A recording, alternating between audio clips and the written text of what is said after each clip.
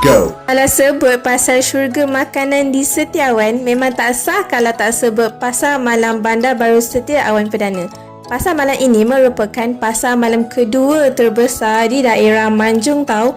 Pasar malam ini akan beroperasi 2 kali seminggu, iaitu Isnin malam dan Jumaat malam. Bukan itu sahaja, pada setiap Ahad pula akan ada pasar pagi.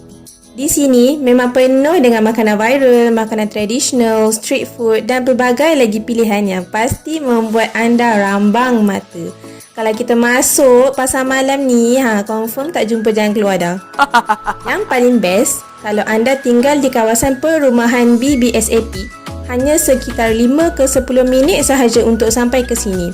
Tak perlu bersesak-sesak atau memandu jauh semata-mata nak cari makanan sedap.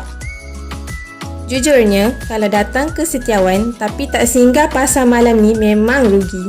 Inilah tempat yang boleh dianggap sebagai food heaven bagi pencinta makanan. Sebab itulah ramai yang memilih untuk memiliki rumah di kawasan BBSAP kerana segala kemudahan dan tarikan berada sangat dekat dengan kediaman mereka.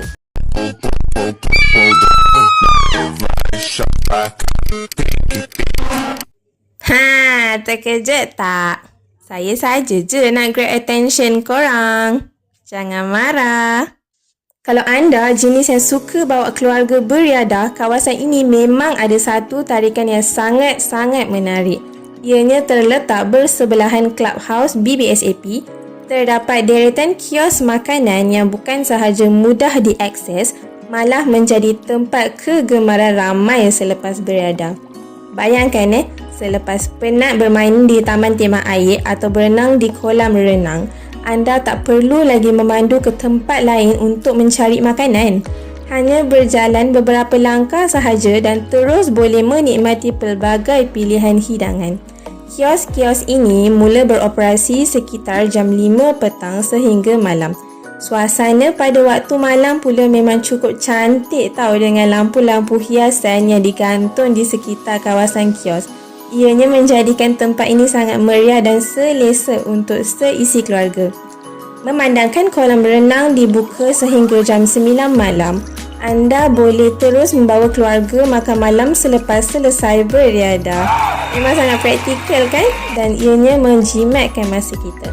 Pilihan makanan di sini juga sangat pelbagai. Ada burger, pizza, aiskrim, oden dan bermacam-macam lagi menu western yang pasti memuaskan selera.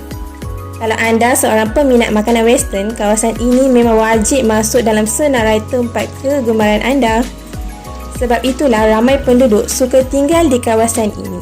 Suasananya hidup, meriah dan sentiasa ada aktiviti yang boleh dilakukan bersama keluarga. Untuk yang sedang mencari rumah pertama atau rumah mampu milik anda, promosi fasa 4C masih lagi berjalan buat masa ni.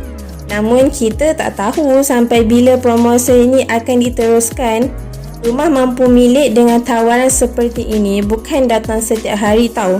Kemaju kini menawarkan harga promosi serendah RM204,000 yang lengkap dengan kos guaman percuma, free booking dan juga zero deposit. Unit yang masih tersedia semakin terhad tau. Jadi jangan tunggu sehingga terlepas peluang.